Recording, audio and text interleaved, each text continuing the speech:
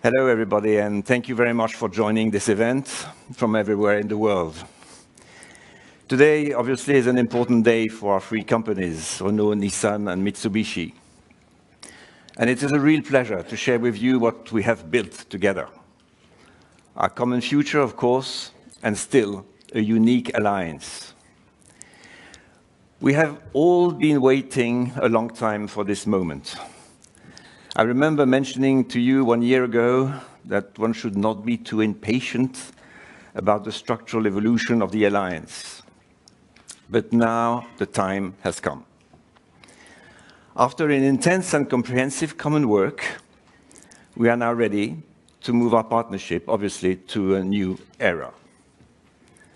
After 24 years of existence, our cooperation holds its place among the world's automotive leaders. We must never forget. It covers 100% of the major automotive markets. The Alliance Purchasing Organization weighs 85 billion euro in purchases every year.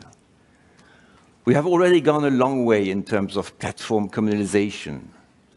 We have made a lot of decisions together, engaging in hundreds of common projects around the world.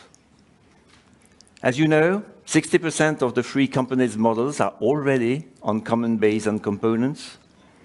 The figure will rise, by the way, up to 80% by 2026 and up to 90% when it comes to electric vehicles.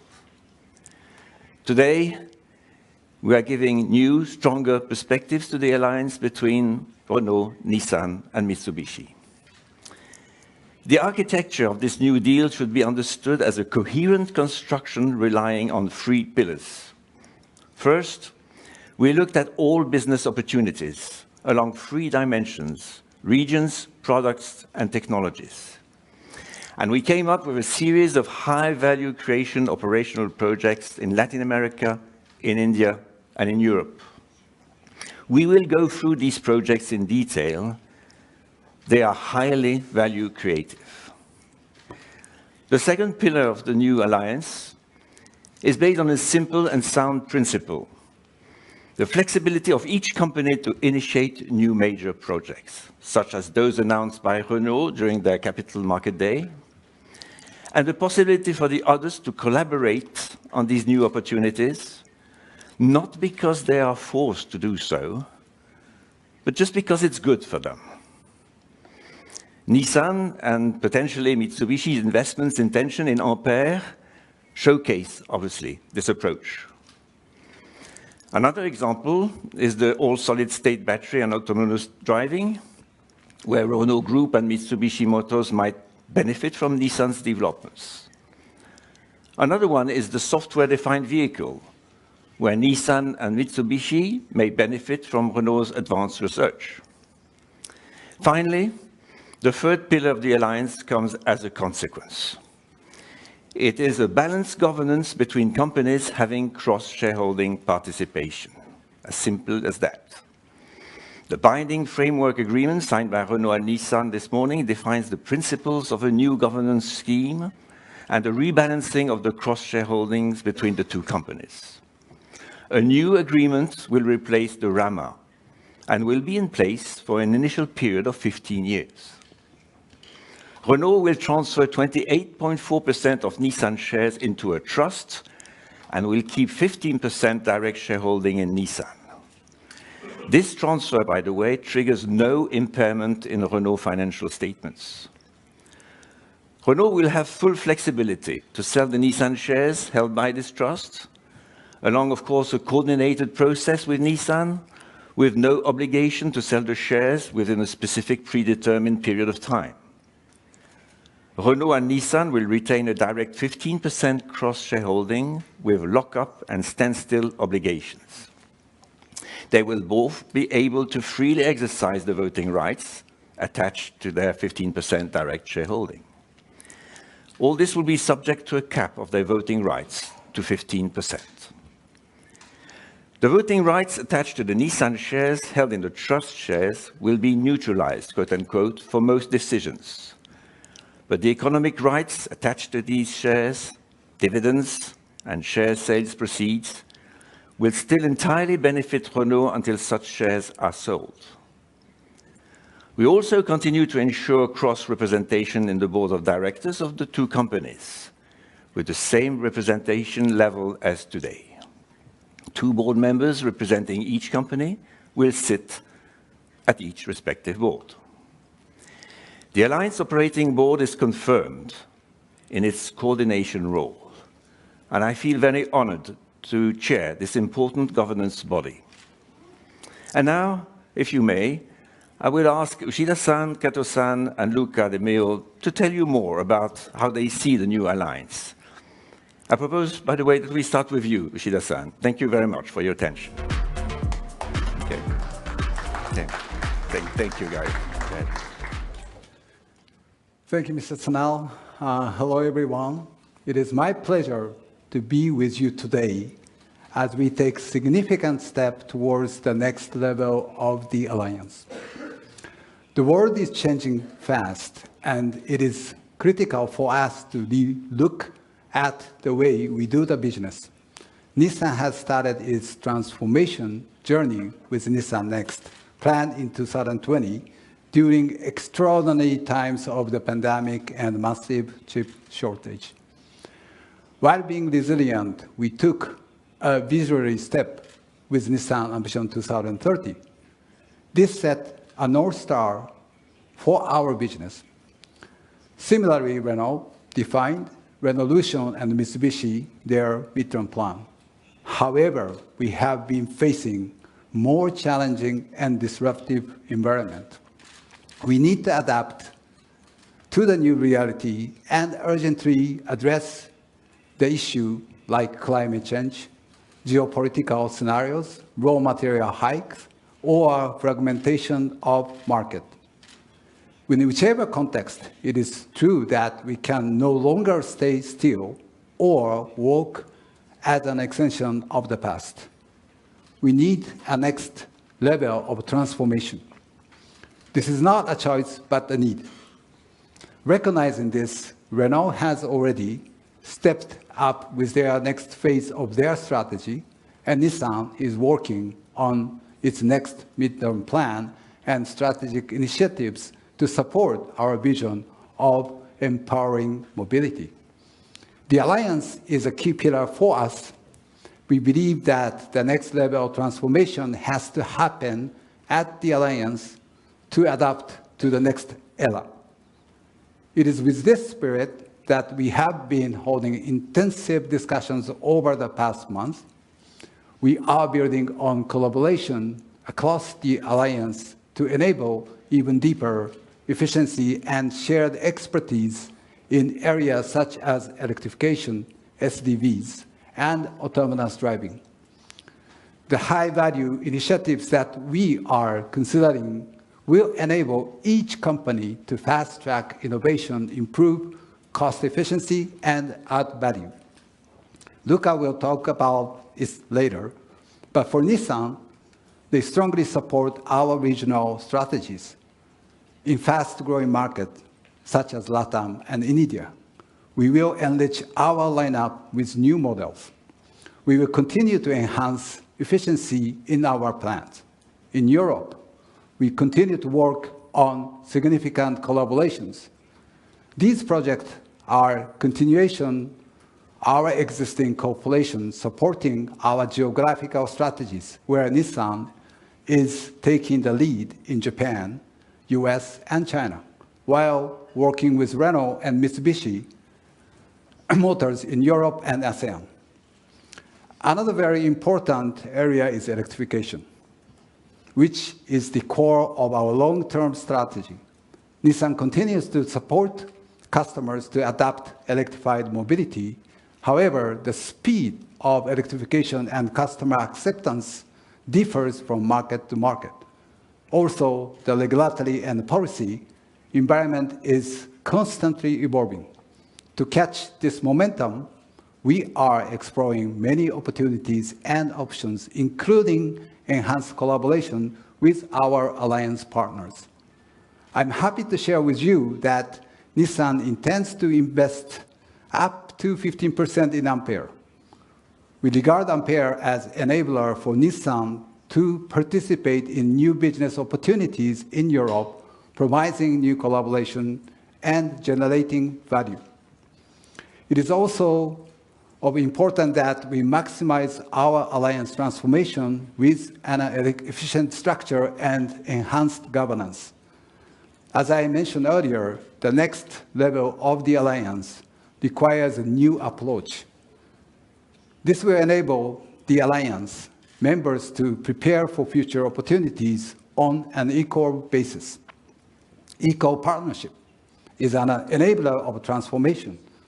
I'm very confident that this new structure will deepen mutual trust. This will ensure that each member contribute with their strengths and work with shared ambitions for the future of mobility. However, the next level of transformation is not limited to business. To make transformation a reality, we must build a strong culture to support it, a culture of trust, transparency, and respect. We cannot realize the true potential of our transformation without the right mindset. This mindset is important not only for Nissan, but also for partnership to be successful. It is this principle that helped Luca and me to drive the discussions to meaningful conclusions. I'm glad that both of us believed in the importance of this transformation and had strong support of Mr. Sanal. Let me assure you, Nissan will continue to make significant progress to deliver sustainable growth and realize our long-term ambitions.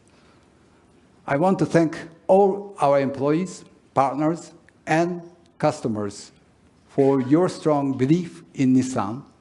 Thank you for your attention.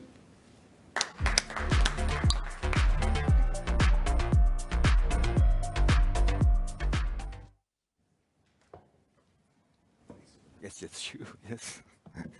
Everyone goes around. Good morning, everyone. First of all, I'd like to say congratulations to both Renault and the Nissan teams on the new agreement that was presented today. I feel very positive about the new direction. This really fits the rapidly changing environment in the current automotive business, and I'm sure that it will strengthen all the alliance partners, including Mitsubishi Motors. We at Mitsubishi Motors already have many achievements that illustrate the benefits of the alliance, such as our new Outlander based on the joint CMF-CD, which is already a great success. The new K car, EK Cross EV, which was awarded the Car of the Year Japan together with Nissan Sakura. I'm confident that under the new framework, the alliance will bring us further valuable benefits. Mitsubishi Motors has to concentrate a large part of our resources on the market where we have a strong presence, such as the ASEAN and Oceania countries. Thanks to the alliance, we can leverage the expertise of our partners to meet the customers' expectations wherever in the world we do business. In that sense, Europe and North America are potential markets where we can utilize alliance's assets. We have several projects going on with Nissan and Renault about expanding our product lineup in many regions and market segments.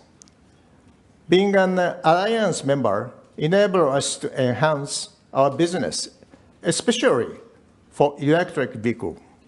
For example, North America is a promising field of collaboration where we will naturally rely on Nissan to enrich our car lineup.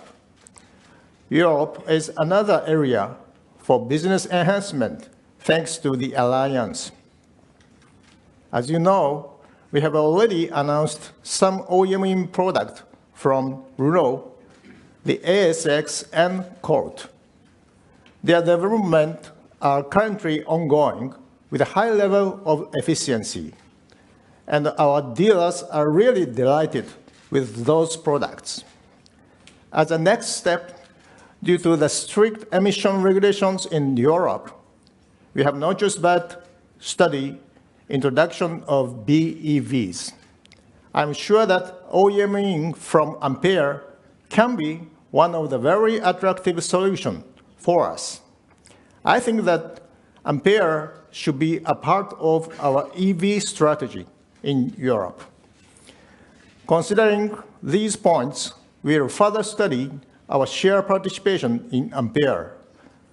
We see the alliance as a great opportunity for each member company to grow further by using our best skill and each company's market advantage. As Sunao-san, Luca, and Uchida-san explained, Alliance will proceed to that next step. I believe that the new framework will bring us further success for the three companies. Thank you very much. Thank you for that. Good morning, everybody. So I actually came into the house in mid-2020, so actually it helped me not to have a very clear and simple perspective on the alliance.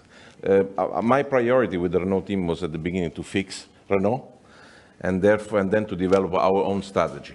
I always look at the alliance as from the business side, and I try to push with the team to create an architecture of the alliance that would maximize the value for Renault first, but also for each partners and for all the stakeholders. And I consider that what we have agreed is actually a much better setup than what we have had in the past few years. I like to illustrate this like a three-stage rocket. On top, you have now a new governance scheme that is much more straightforward. We can now operate like a normal company, like any other company that has a cross-shareholding participation. So before we had 43, like Jean-Dominique says, 43.4% without any voting right. Now we have 15% with full voting right, and the same is for Nissan. And the remaining 28%, as Jean-Dominique explained, is neutralized as of today. But we will keep economic rights, including dividends, as long as we won't sell them. We have agreed on an orderly sell down of these shares, where Renault can decide when and how to reduce that. It means we have actually also more agility and choice to continue improving the quality of Renault's capital allocation. So the middle stage of the deal, seen from Renault, is about regaining some strategic agility without breaking necessarily the ties and the synergies that were existing and where they exist. Renault has now a clear strategy, as we have explained on the 8th of November, to specialize on the topics that will create the value in the automotive industry of the future. So we decided sometimes to do it with partners, sometimes not coming from the automotive industry. So you have to see our, let's say, and the deal and our strategy, it's actually a different and complementary concept to the alliance that, as you know, has been creating on the logic of finding size and synergies at the beginning. Because the world has changed, as Uchida-san said, in 24 years. So, but by executing this deal, we actually can do both, okay? We can preserve the scale, all of us, but at the same time working what will make us unique as a Renault, as a Nissan, or as a Mitsubishi. So I want to talk about Ampere for a moment. After the announcement of Qualcomm investment, so the investment on Nissan and potentially Mitsubishi, this was a nice surprise today, that confirms the traction of that project, confirms the attractiveness of this EV and software front runner that we are building in Europe. But you can also look at Ampere as the product that will allow Nissan and Mitsubishi to be in a stronger position for example, in Europe, than any other non-European company wanting to stay or enter into this EV and software, let's say, race in Europe. And then I'm talking about horse. Nissan and Mitsubishi will not enter into horse. They are among the, I think, 8 customers that we will have right from the beginning. But I can assure you that they will benefit from the productivity gains and the synergies generated by this new venture. So they will get engines potentially at very, very good, and improving cost and price. But the most important thing for me, which has been totally underweighted in discussion in the media, where everything was focused on rebalancing or IP, is that the base of this deal is that we are reactivating business operation like at the beginning of this alliance. So we have identified, we have quoted, we have planned, and are ready to start initiatives that will benefit all companies involved and that might create hundreds of millions in value every year, maybe billions if everything works perfectly. So this is a very, very important part of the story that was not told so far. Let me go quickly in some other things. I'm going to start with Latin America, okay? In Latin America, we will have new exciting projects in Argentina, as well as a new Renault vehicle to be produced in Mexico. It will be actually the first time in 20 years, and it opens the opportunity for us to enter the Mexican market with local production. So this whole thing for Nissan, for Renault, is about balancing, de-risking, but also boosting operation in Latin America that we know will be one of the regions of the world that will grow in the next years. Then we have India. India is a joint lineup for India and for export, with bigger and more technological cars based on Renault platform. It is actually the only possibility for us and Nissan to stay profitably in one of the most important markets in the world. So that's another big one. Then we go to Europe. In Europe, the future Nissan small car, city car, will be produced in electricity in France from 2026. This car has 80% commonalization with the Renault 5. And because of this deal, we enable a 40% reduction in the entry ticket for Nissan. So a very, very competitive proposal. Again, we said we didn't force anybody to do things. It was the choice of Nissan. Kato-san mentioned ASX, Colt, to be produced in Spain and in Turkey. And maybe there are other things we can offer you in the future. All these plans will boost our capacity utilization in Europe. And very important is also the LCV. On the LCV, Nissan will buy Renault Group Flexivan range. So this is the first software-defined vehicle that will enter in 2026 the Renault range. But there is also a project which we never talked about beyond the vehicle, okay? One example is we will double the Renault-Nissan outlets shared with the same investors by 2025. This will substantially increase those investors' profitability and reducing the distribution cost.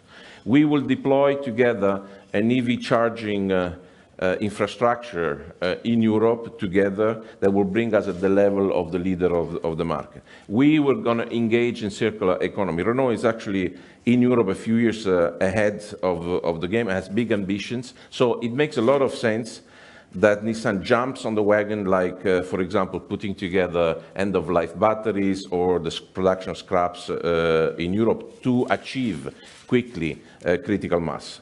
So you see that that deal is, it's just not about changing the shareholding structure. It's a substantial deal based on operational common sense and business intention. So I would like to conclude by thanking all the teams. I want to send out to Nissan and Mitsubishi teams a message that Renault is motivated to engage in this new chapter with the right mindset. So we will be consistent, we will be result-focused, we will be generous and fair, as I believe we have been, now Uchida-san, from our side so far in the negotiation. And to really conclude, let me take 30 seconds to honor Uchida-san. We have been knowing each other better in the last months, and I think we built mutual respect and trust. I think that is very important moving forward also for our organization. I can guarantee you that we wouldn't have the deal without him fighting for it. But make no mistake, he has been defending Nissan interest from the beginning to the end. But I found really an engaged, knowledgeable, fair, and trustworthy partner in him. So thank you, Uchida-san, and thank you, Jean-Dominique, for supporting us, and thank you, Kato-san, because we make, I think, a good team together. Thank you.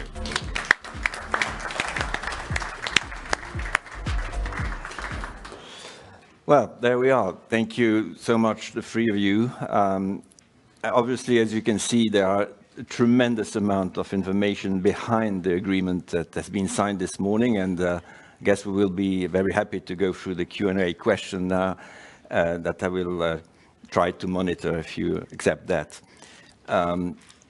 Before we start, I would honestly simply say thank you.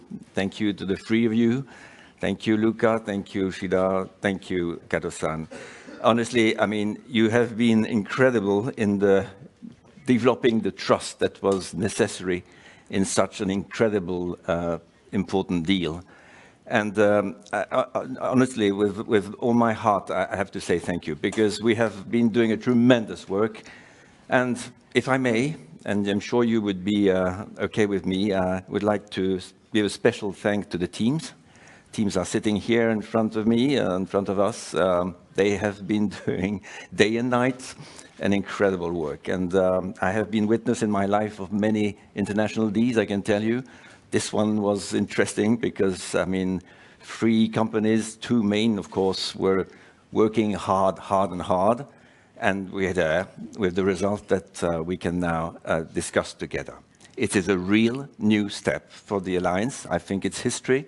And I'm more than happy to commend that with you and the help of our team here. I would like to open the Q&A question and answer session. So it's up to you. So I understand there is a question here, number 1. Please go ahead. Hey, hi, good morning. It's Henning Cosman from Barclays.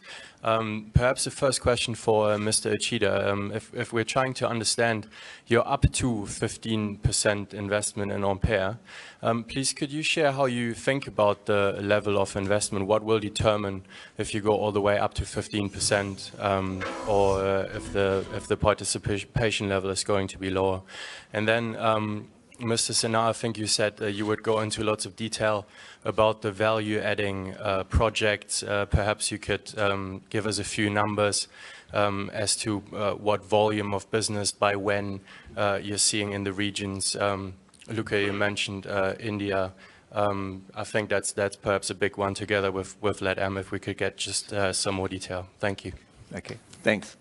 Thanks very much. So perhaps, Sure. First of all, thank you for your question. And I really would like to highlight again, if you look at the circumstances of the business we are facing, we cannot do the business in extension from the past for the future.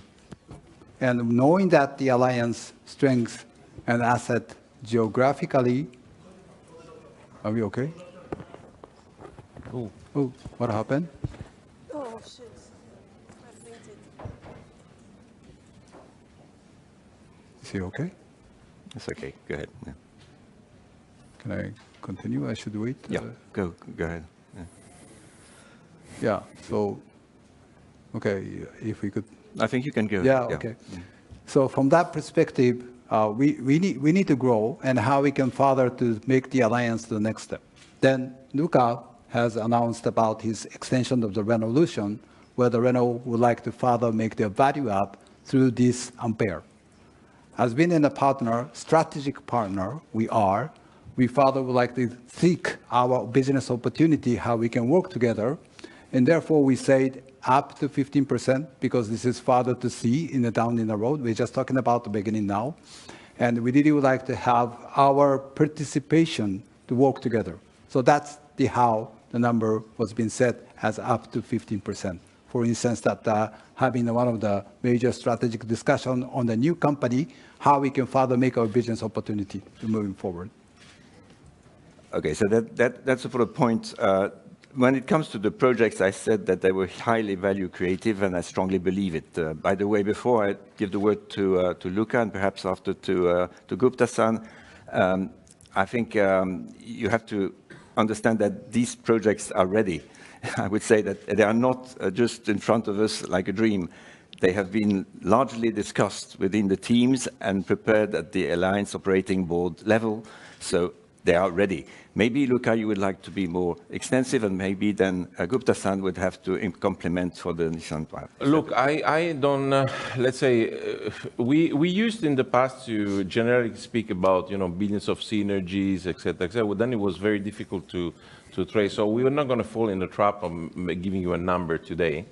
But what I can tell you is that it's, first of all, it's a combination of maybe cost avoidance, not investing twice in the same thing, maybe additional opportunity to get in volumes, margins, because we do, better cars. So it's a combination of all, and it's really sizable, okay? So it's maybe hundreds of millions a year, but what is important, they are very fairly shared between the two companies. Maybe sometimes 50-50, sometimes 60-40, sometimes 40-60, but that's the way, let's say, we build all the projects. And we actually picked, to make sure that the thing would be pretty locked, projects that we can only do together, okay? There's no way you can do it separately. So at least we are condemned to work, okay? So sometimes it's, staying into a market, sometimes it's technology, sometimes is, a new, an operation in a plant. So it's a combination of all, and you will be able to see and to track the progress of the things based on the success of the project. As Jean-Dominique said, they are actually pretty well defined. We know how to do it. It's not rocket science, so it's something that we know how to do. And now let's say the challenge for us, for the teams, etc., will be to execute them. Okay, so we need to go back to work, get out of discussion with legal people, etc., and come into the operation and execute one after the other. But I think we have all the ingredients, and with the right mindset. Also, the teams locally, they can. We have already proved that we can deliver. So that's what I can say on the thing. So, and it's not only India and Argentina. It's many more things. Okay, well, maybe Ashwani, you'd like to take the word on these projects. Thank you, Luca. I think, as Luca said, I would summarize it that in the high-valued projects, synergy is not for synergy. Synergy is for performance of each company. To start with, I think we will be coming up with the numbers in few days, few months for different kind of projects which we are going to do together. But just to give you the magnitude which we are talking about, for example, in Latin America, which is roughly now a 5 million global auto market.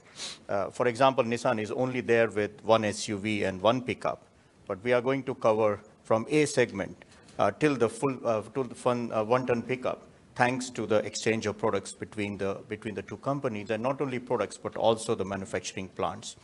For example, in Mexico, where Nissan is #1 for last 11 years, Renault will get the opportunity to use Mexico manufacturing plant of Nissan as well as the product, and this is how we are going to exchange the business between the two companies.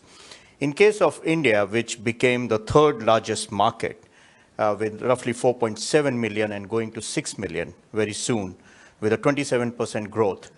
Definitely after spending 12 years together with Renault and Nissan in manufacturing facility, in R&D center, in digital center, finally we are going to come up with a very, very pragmatic lineup focusing on SUVs, but also talking about the electric vehicle. And there also we are going to maximize our assets. So these are few projects which Luca said. I think there are multiple projects in the pipeline, and as and when we are ready, we will be sharing with you. Thank you. Thank you, Ashwani. I hope that helps. And probably, if I can say, I can add, repeat what I said before. Since a long time, we haven't worked together on such a sizable project. So that's, everybody has to understand this. This is a very important part of the story. Right, for sure. Thank you. Okay, maybe then number 2 here, then don't worry, I'll come to you afterwards, but Yes. please go ahead. Thank you. It's Jose from JP Morgan. Maybe a question for Luca. Can you maybe explain a little bit more the framework that you have, that you're contemplating to sell the stake in Nissan? What are the key variables that you're thinking about, and how do you want to proceed? Do you have a time frame for that? And then for CEO of Nissan, I'd love to understand a little bit better, how are you evaluating the investment in Ampere? Which key variables would you like to see from the investment project to take the step to invest? Thank you. So the way we dealt on the, let's say, and the spirit behind the idea of creating the trust and then agreeing on the procedure or the proceeds how to do it was obviously not to impact Nissan negatively. So I think we will do it in an orderly, in a good faith. We will do it on an orderly manner. So we have, you know, let's say, negotiated with Steven and you know, on how to do it, because it's no aggressive intention into the thing, but it will allow us to monetize, you know, a big amount of money that we can use on other projects, because you don't need to trap so much money to make the alliance work, because that's basically the story. So it's going to be gradual, or we have some thresholds, and we also have agreed on the concept of an acceptable shareholders, because we are not here to, you know, intrude the governance of Nissan. We have to do it, you know, like a good partner. So, but the good news is, of course, that we did it with the proper spirit. But the good news for us is that we can kind of monetize this, and I think it's important for us because we have so many, let's say, ideas and projects that we want to run that money could comfort. I don't think it's going to be an issue of weeks or months. It's going to take some time, but it's okay like this. I mean, you know, the direction is set, and that's what we're going to try to do professionally and in a collaborative spirit. Yeah, thank you, Luca. Maybe I would like to add a little bit more, because as I said in my speech, the purpose is not rebalancing. The purpose is how we can make ourselves much stronger in the next stage. And in order to enable that, the governance or that opportunity as a Nissan to do our also the value up is important, as what Luca is doing for the Ampere. If you look at the many enterprises today, they are doing the order transformation. Why? Because it is very urgent for the automotive industry to transform, and how we can make the company to the value to be much higher. And really would like to support what Luca is doing. If you talk about the Renault, he is moving the step by step how to make the Renault value to be increased to meet with the market needs. That's the main point. And in our side, can you imagine like a Nissan in 5 to 10 years ago, we used to have a global standard model of the business that could be probably appreciated in the US market, China market, and Europe market.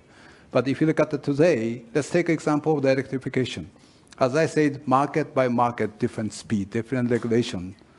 Then we have to make our value through that history or future under such circumstances. So therefore, we felt would be very good business opportunity for us to do Ampere with a strategic way. So that's the reason how. Of course, how do we go on the next stage? We will have, when the time comes, we would like to further to explain, but that is how we started to discuss, because me and Luca started to discuss from what? The last May, to talk about the next era of the alliance, and how do we want to set ourselves to transform. It looked like more time. Yeah. Yes, I agree with you, because I'm probably talking with you much more longer time than my family, by the way. But that is how we are doing, and that's very important. So I was a bit more emotional to saying, because the alliance always have this respect, and we have to put everything transparent. We know what is the history, what we had on 23 years. Then how did we want to work for together to make the company, to make our value to be much stronger? That is one of the most important things I really would like to address to everybody here. I like your word, Ushida-san, when you say that rebalancing was not the purpose of the deal. I mean, that's very important for everybody to understand that it's a catalyst, honestly, because the business is the focus, really. And if I may just add something, I mean, at last, we're going to get rid about misinterpretations, which obviously has, I mean, made everybody busy for so many months without any real purpose. So now all that is behind, and we are just living now a very normal, simple legal situation between partners that want to work together for the next 15 years and more. And it's so much simple that way that I think it will tremendously help the business, which is basically what we want to do. So thank you for the question. Thank you, Shazan. Maybe on number 4, I understand that's the next one, and then I will be back. Good morning. Yes, hello. Peter Campbell at the Financial Times. 2 questions, if I may. Luca, you're going back into Mexico. Does that mean one day you might like to go further north into the United States market? And a more general question on projects. This is not the first time we've heard about the alliance working together. Often, the problem has never been that one company invested in another or there were shareholdings, but the fact that it's very difficult to get teams from 2 different companies to work together on the ground. I wonder what today's announcement does to help that issue. Yeah. Thank you. Well, gentlemen, you really can speak out. I mean, I think that, let's say, it's actually not in the plan to imagine, let's say, Mexico as a platform for us to go to US. That's what Nissan does, okay? So we are more looking at the way to use Mexico to kind of balance Latin America, so that you can play on 3 or 4 countries like, you know, Argentina, Brazil, Colombia, Mexico. Then you have something. It's a very volatile market, very risky somehow. So the more you can put, you know, different eggs in different baskets, the better it is. That's the spirit of the thing. It's actually very competitive, and Nissan is very good there. So we just have to find the right product and the right platform to do it. So it's not like completely, so we'll have to discuss. I'm not going to do things if just because I have to do them or it's announced into the thing. I'm going to do that because I make money on the thing. It's a very simple concept, okay? So it's still a work of the next let's say months and weeks, but we have it pretty clear. Let's say on the potential, let's say on the way the system will work.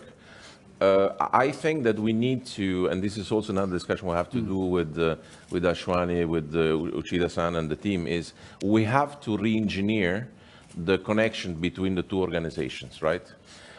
So because the whole spirit of the thing at that time was, or the last years, maybe last years no, but at a certain time, was to actually converge the 2 organizations to have one company. But actually we realized that it doesn't make sense, right? So it's much better if each company does, you know, the best for, you know, optimal thing from themselves, get organized, because if we do good job, there will be opportunity to cooperate, okay? That's the thing. So we have to re-engineer.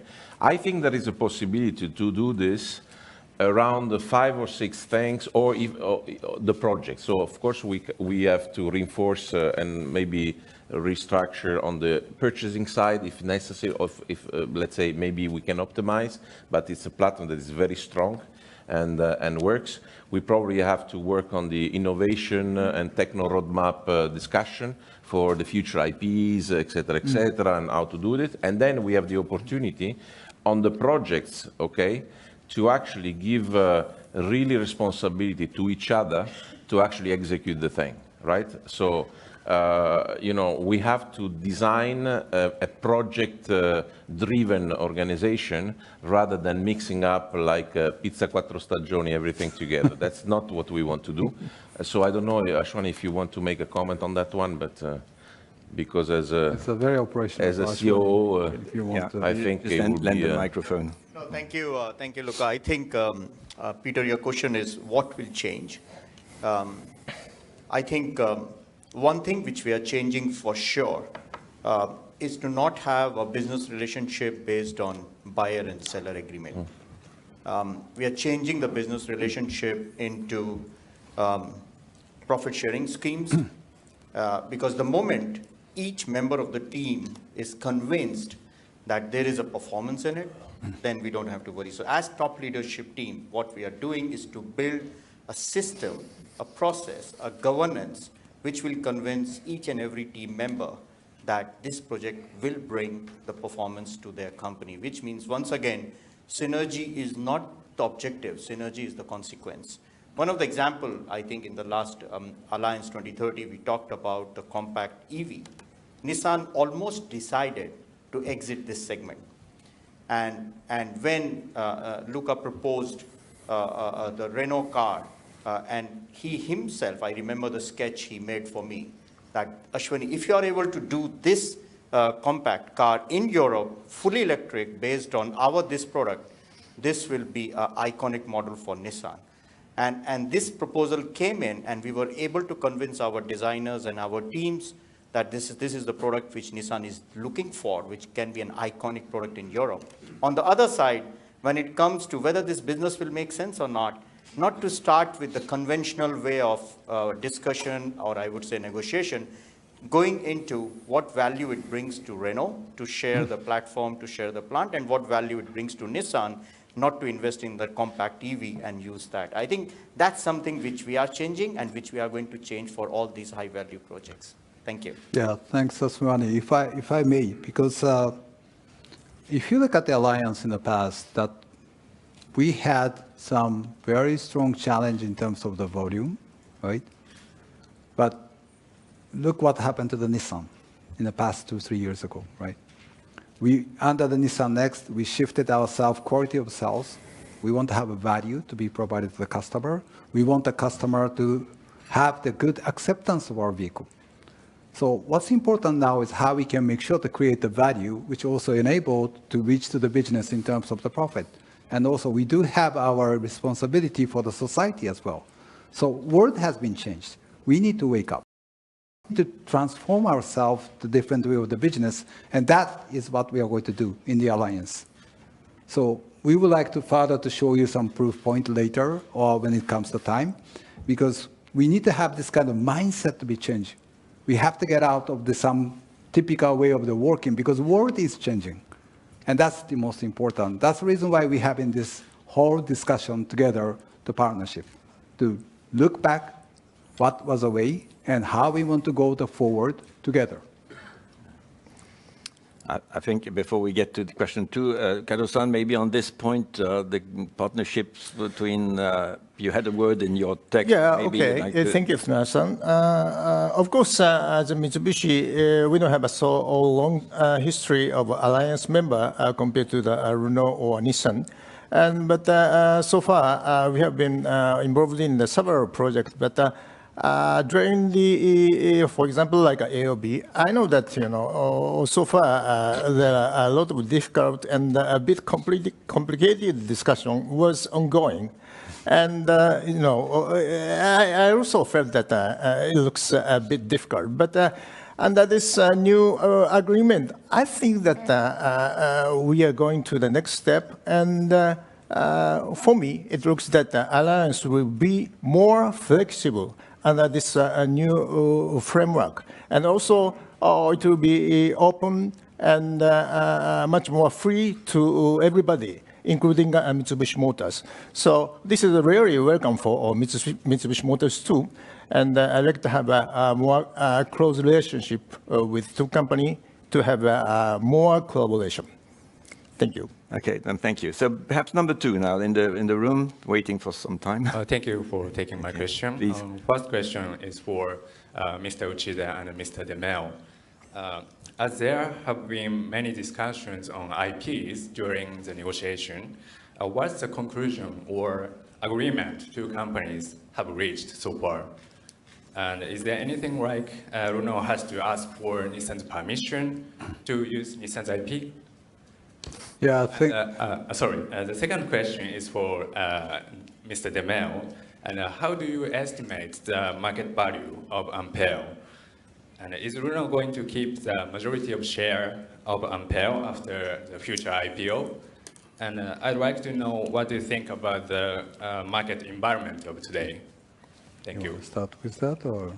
Yeah, I think I can start with the market environment, as usual, complicated. But I think in the case of Renault, we feel like because of the, let's say, of what the work we did in starting 2020, we entered the year with a very solid, let's say, order bank, and we're getting new cars coming, the Austral, the Megane, that are really, let's say, pumping up the business. And we enter end of 23, 2024 with the new wave of products. I mean, remember that Renault and all its brands will launch 25 cars from now to 2025.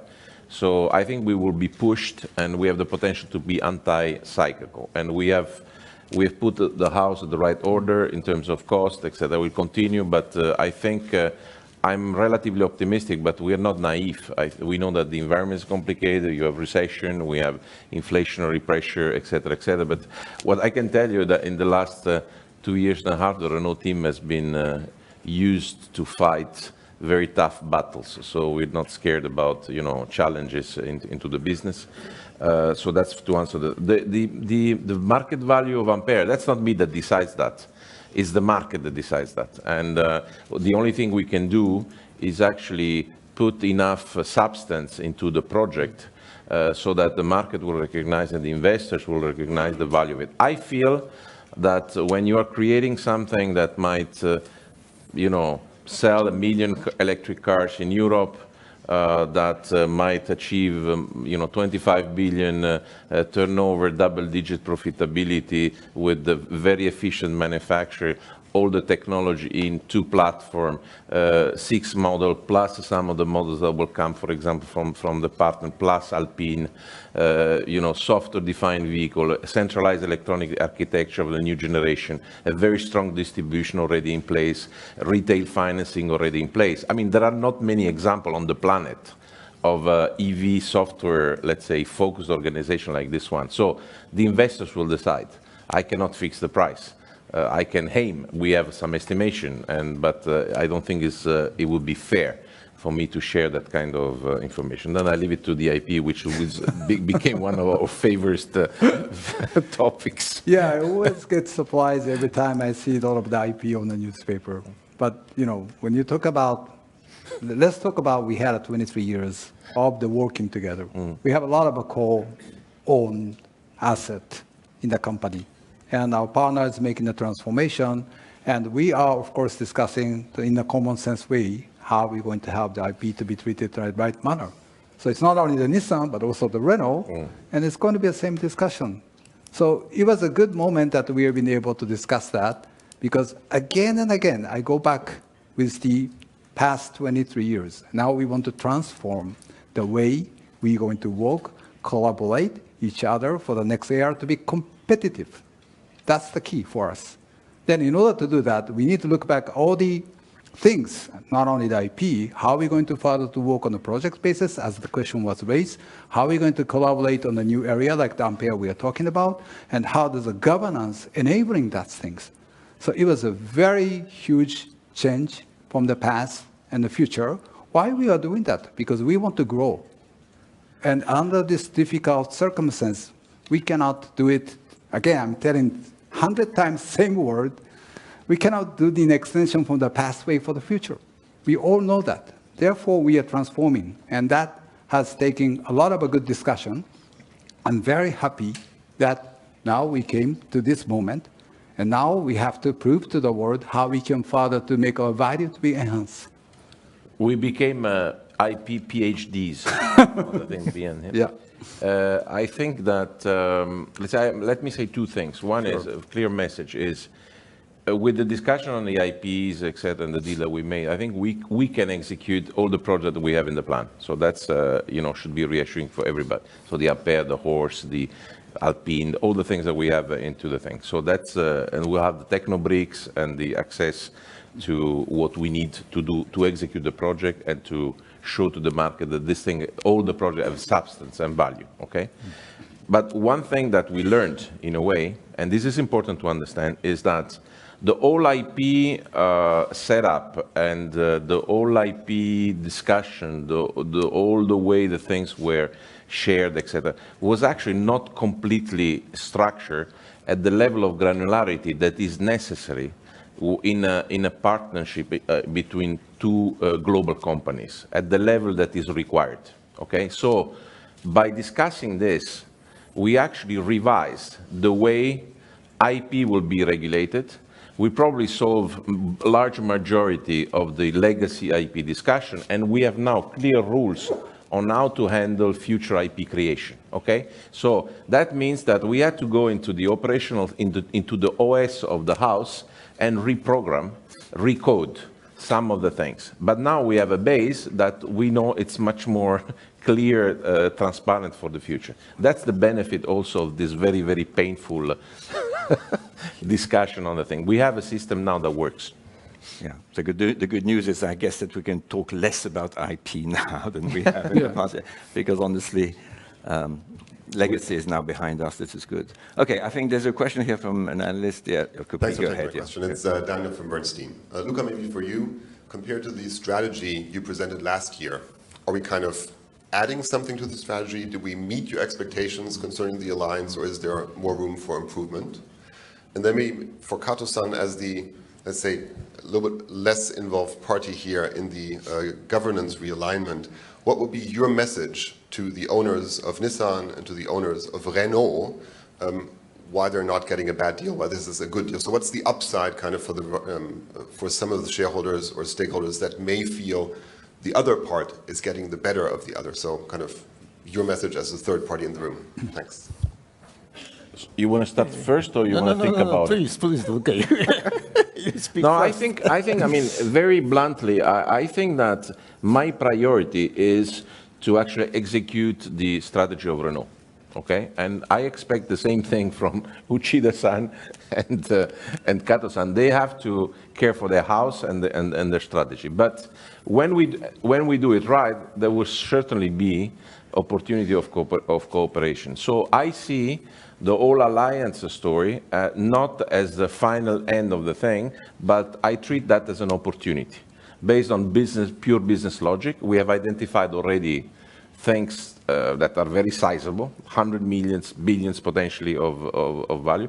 So we will take care of both things, which is the strategy of Renault, and I will make sure that with all the Nissan team and Mitsubishi team, that we can execute one thing after the other, But as I said, that's operation. We know how to do it. No science fiction. So that's the way I see it. And you know, maybe I say it a different way. The alliance came to a situation where, you know, was kind of based at a certain point on a culture of compromise. So one would say yellow, the other would say red, and then we would do a lot of orange. But it's always a kind of a suboptimal thing. And I believe that everybody, you know, he needs to make a very nice red, and I have to do transform yellow in gold, and when you see the gold, maybe you buy. You understand? So that's a new spirit. And even a good, healthy, positive competition, okay, between the teams, to bring on the table of the negotiation a better solution, I think it's good for the companies, between engineers, between design, between commercial people, etc., etc. I think it's important to foster that kind of eye-to-eye, healthy competition between the organization, not compromise, because there is someone that say, you got to do it. You say red, I say, the other one say yellow, no, orange. No good. Okay, so that's also what this deal allows us to do, which is good. Okay, from me, very simply speaking, I'm very happy to hear that you know, the both company came to the conclusion this time and find out a new direction. I know that, you know, our two companies, including the both teams, were working very hard for around more than 6 months, 1 year. Yeah, and finally it came to the conclusion. So then, very frankly, I'd like to say congratulations to Uchida-san and Lucas-san and both teams. And as I told you, with this new agreement, I think Alliance will be much more flexible than before. And that is also bring a benefit, valuable benefits to Mitsubishi Motors too. And as Uchida-san or Sunao-san said, currently the automotive environment is very difficult. like a lot of regulation and carbon neutrality and electrification. And it is obvious that, just only by one company, we cannot survive in this very difficult momentum to the time. Then after this new framework, I believe that we can enlarge our effective collaboration more in many regions. For example, like in Europe, we are now looking for the new EV. Definitely, I need EV in Europe. Probably we can take some of the EV from Renault or maybe from Nissan. Right now we are studying, but yeah, it's obvious that this new agreement gives us much more possibility for the future. Take the Renault is better. No. Give me an attractive price. Huh? Okay, well, thank you, Kato-san. Never forget, you are not and you will never be a minor partner of this alliance. Please keep that in mind. Okay, I think we need to move. Thank you. I guess it answers your question. There is number 4. Is number 4 first, and then you, gentlemen. Sorry, please, number 4. Hi, it's Stephen Wilmot from the Wall Street Journal. 2 questions. First, for Ukida-san. Do we have a time frame for the new Nissan strategy? And also, your implication with the whole regional pace of EV development thing was that there's no benefit from global scale in EVs, which the success story in EVs would seem to point in the opposite direction. I'm just wondering if you could elaborate on how you think about a global EV strategy versus this need for a regional approach implied by your investment in Ampere. And then for both Ukida-san and Mr. De Meo, can I just ask, how are you measuring the success of the new alliance internally and externally? Okay, so maybe we can start from the second question, that how do we measure internally? Well, as far as Nissan is concerned, first of all, I'm very happy to reach at this level of the stage. As Luca mentioned, and then also Kato-san mentioned, how we can have the flexibility to make the opportunity of the business necessary for each individual company. So that is allowing this way of the deal for each company to make such opportunity of the business. I always go back again to the past way of the alliance working. I'm not criticizing those. Maybe those way met in that generation or timing, but we should not be talking from the consequence about the past, right? Then how are we going to equip ourselves for the future is the most important point. And I'm very proud that today we have been able to announce how we're going to work together for the next future in the alliance. And I'm very proud that to be explained to our employee, because we have been waiting for this moment. How we can further to make the Nissan value on our designated market of the portfolio. And that goes to your first question as well, when it comes to the electrification, that it is very challenging.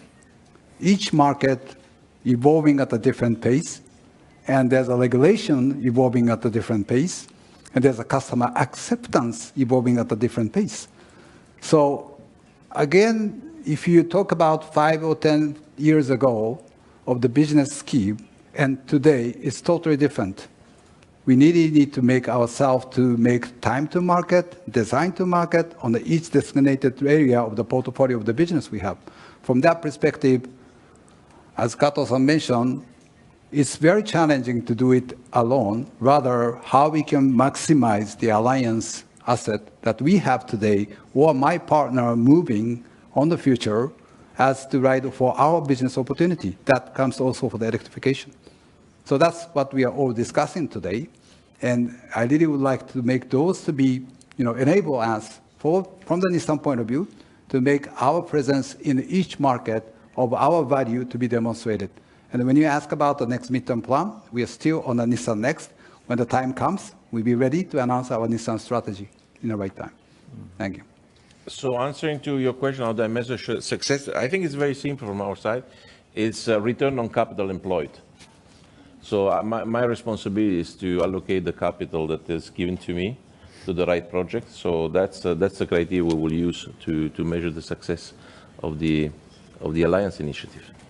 They are in competition with others that we're doing, but I think in many cases we have when we do it in 2 and 3, I think it's a big chance that we can have roses that are very good on the Alliance project. It's very simple. Yeah. As simple as that. And by the way, the criteria of the follow-up of these projects will be monthly, I would say, at the Alliance Operating Board, and they will be seen and analyzed and clearly coordinated. So that's another way to ensure what Luca just said.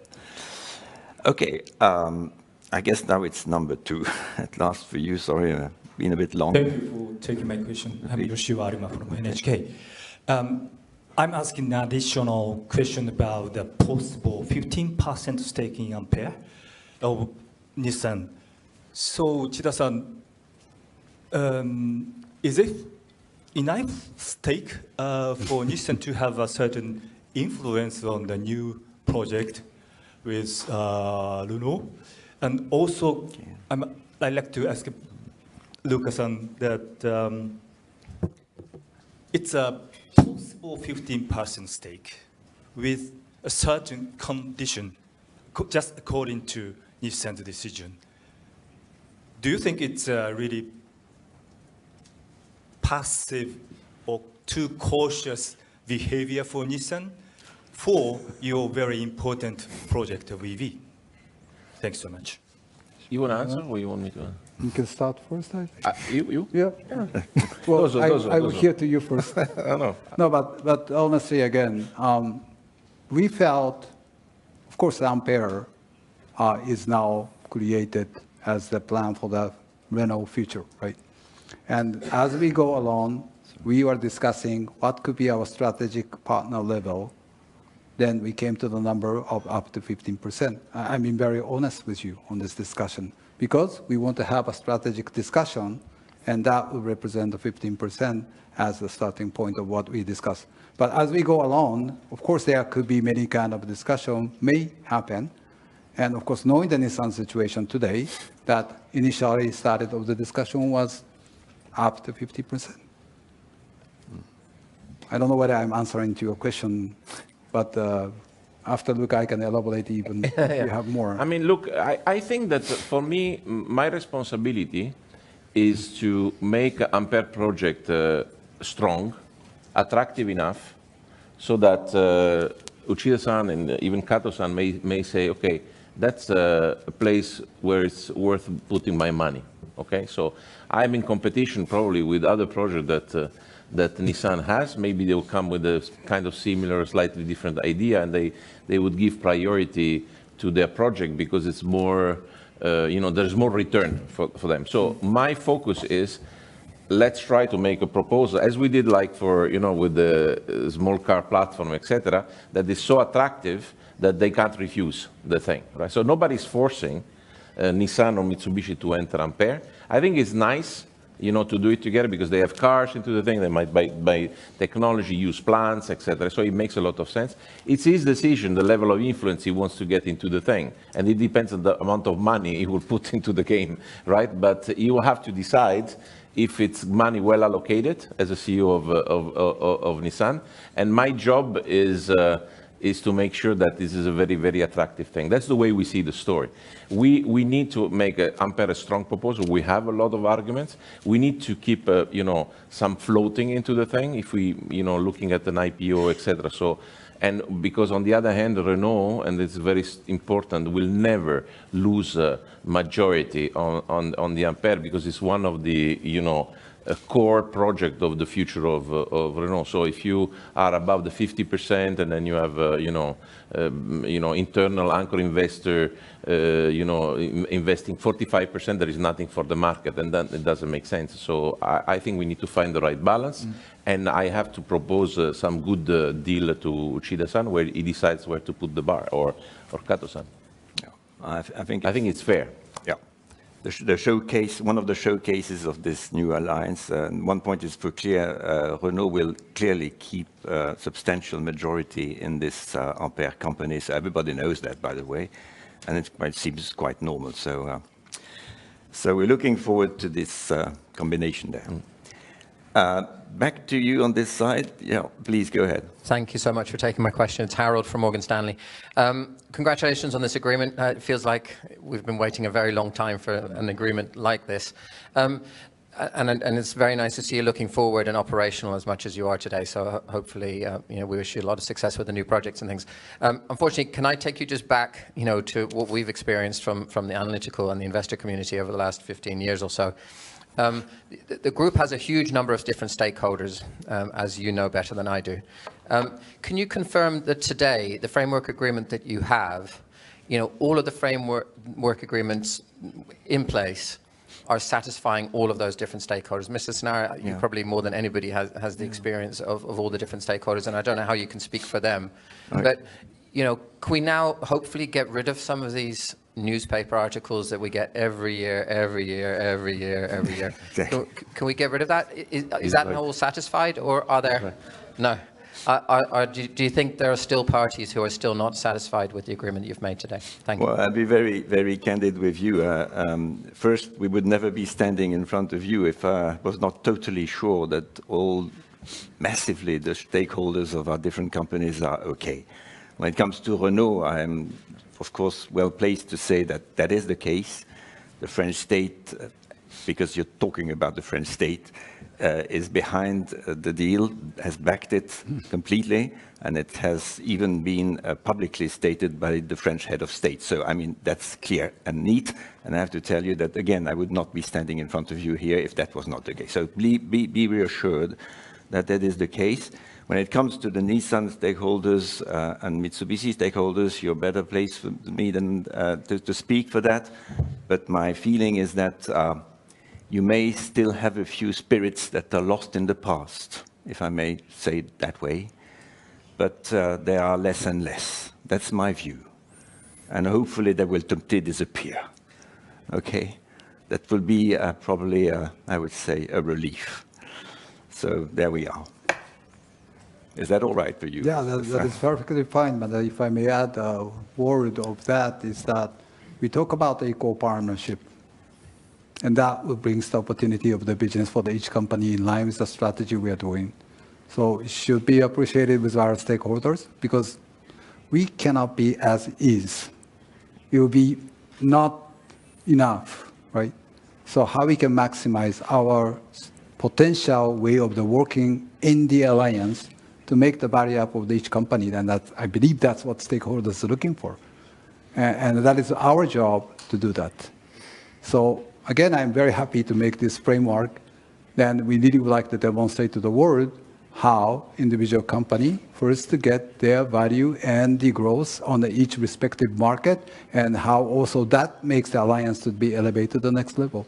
To be competitive is the key word, I guess. Thank you.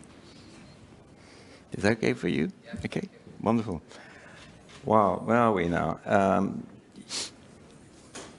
Is there a hand raised? Yes, perhaps, gentlemen, I can see you. I guess there were no others here.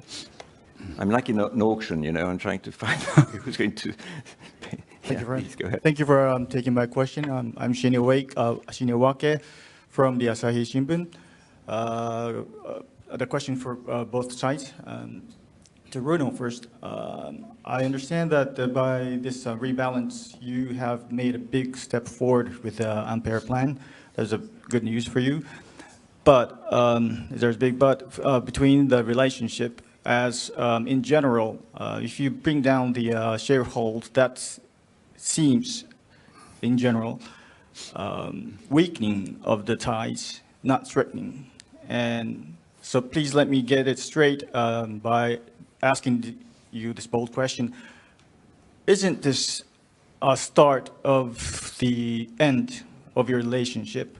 And if you say not, how could you explain what you can do and what you cannot, what you can do from now on, which wasn't you couldn't do with the 40% stakes? And let me add a brief question to that. Have you or will you ask the Chinese car maker Geely to get on board with the Ampere? And a similar question to Nissan. So I like your idea that this couldn't be a purpose, and you have to make the means of this to achieve the purpose. But it's still unclear what you can do and what you cannot, you couldn't do with the 40% stakes. And how are you going to make the advantage of this rebalance and the equal relationship in your mid and long-term strategy? Thank you. Okay, I start. So I have the feeling that you're entering with not with a question, with an opinion. It's your opinion. And that's a different thing. So let me try to answer to your concern, or to share my opinion on the thing. So first of all, we are making the connection between the rebalancing and Ampere. There's nothing to do. They are on two different stages of the thing. We don't do Ampere because there is the rebalancing. We actually announced Ampere. We're working on it since a year and a half. Okay, so there's nothing to do, right? We probably, I have to say, let's say, we don't need the money to do Ampere. Ampere is financed, most of it, okay? Everything we're doing potentially is to accelerate beyond 26, 27, the growth of Ampere, because we're still, deciding on next generation products, and having, resources will help us. That's the story. So no connection between rebalancing and Ampere. Just to make it clear to everybody, to make it simple, Renault is not moving from 43 to 15. It's actually moving from 0 to 15. Because in that 43.4, there was nothing for us in, okay? The contract that was signed was absolutely no influence into the system, right? And same thing for Nissan. Unfairly, I have to say, in the past, when Nissan had 15%, couldn't say anything at Renault. Right now, so both of us, we move from 0 to 15. It's not that we move back from 43.4 to 15. Look at the thing in a little bit of a positive way. And when you are 15, and you are a normal company, normal shareholder that can vote, can vent his opinion, I think the relationship is completely different. It's much more balanced, and I think it will help the operation. So for my part, I think I have let's say, answered. You asked me about the Geely story. I think Geely it's actually, the whole story started in Korea, where we really had an issue to fill the plant. So we found someone who would give us a platform that would be adapted to the local market to actually save a plant with a lot of jobs, thousands of people working, very, very good people, very motivated people, and we had nothing to do. Renault was in a crisis. We didn't have the resources. We didn't have the platform, because, Korea has big cars, etc., etc. So we had to find a solution, and the relation started like this. And then, as we had the urgency in Europe, more than in other regions of the world, to find a solution for combustion engine business, because you have a, 2035 combustion engine ban in Europe. So instead of waiting for 31st of December 2034 and then say, I have a problem, we are anticipating the thing and trying to play a game of synergizing our assets to gain productivity, to get maybe resources to develop a range of engines that will sell everywhere. 130 countries, if I remember correctly. So this is the old classical game of synergies and de-risking from a business that in our territory, in our perimeter, has a different dynamic than it has in China or US, etc., etc. So please understand that they were the partner. We actually asked to Nissan. Nissan says that they are not interested in that for the time being. And so, and so we had to do the thing, and we did it. So, but don't try to elaborate more on this kind of ties. We have a very good relationship with Geely. It's a very, very good company. We are not planning to get Geely to enter into the Ampere perimeter, just to ask for your question. But we have to already now to develop the Korean project. We need to develop the horse, which is already a lot of heavy burden on the teams to make it operational. But I think it's a very, very good thing for us. Yeah, then if I could add, so probably your comment is like, so if we become rebalancing, then Nissan may kind of walk away from the partner. I don't know. Probably that could be the one of the sense you said. But again, I would say it's a totally different, because we are going to have more opportunity for the future, right? But if you, again, I'm always trying to tell this, but seems to be it was not being accepted. Maybe my way of the explanation is not enough. But the world is already making the fragmentation of the market, right? Then again, how we can make our value of company to be demonstrated in each market? Can we continue to do in the old style of the way where that we used to be? The answer is no. And do you want to further work with a partner? Answer is yes. And that is the reason why we are doing this. And that I'm very sure this would even to motivate each of us and our employee, because we have a lot of opportunity that we can do with this. We don't want to be talking about Renault's, big shareholding to the Nissan, vice versa, all the past things that we had to face it. I mean, let's not talk about the history or past. Let's talk about from today to move into the future, what could be the best for the partnership. And I would like to emphasize, can we do it everything alone? The answer is very challenging to do that. Therefore, we are making this deal which enable each of us to maximize of all the good things we're doing from the past and to make those to be a next level. And in order to do that, what kind of setup or governance can make each company to have the opportunity? As we can use the word normal company. And I think this is a normal company. Then how are we going to make our opportunity also from Nissan perspective? He told me that Nissan has to make our strategy, yes, and Renault has their own strategy. Therefore, he went with the Ampere and the horse, which to make his company to vary up. And we also have to do that. Mitsubishi also has to do that. We are not in an old way. We have to do in a new way, knowing that all the circumstances of the business that we are facing in the world. So hope you will be taken as very positively, and we are proud of starting of today.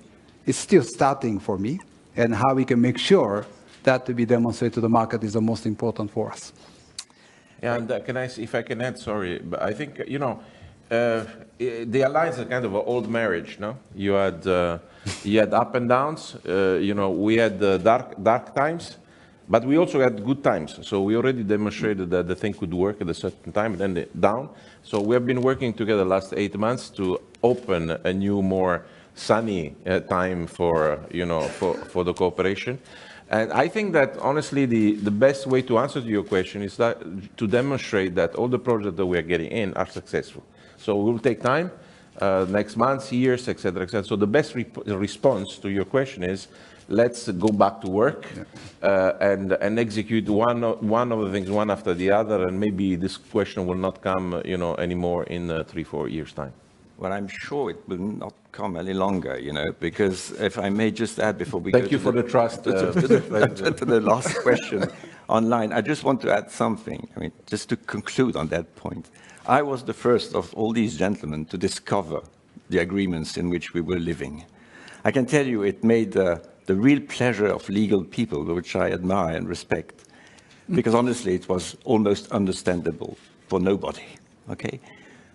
Myself, I took some time to try and understand, and I qualified this situation as strange, to put the minimum.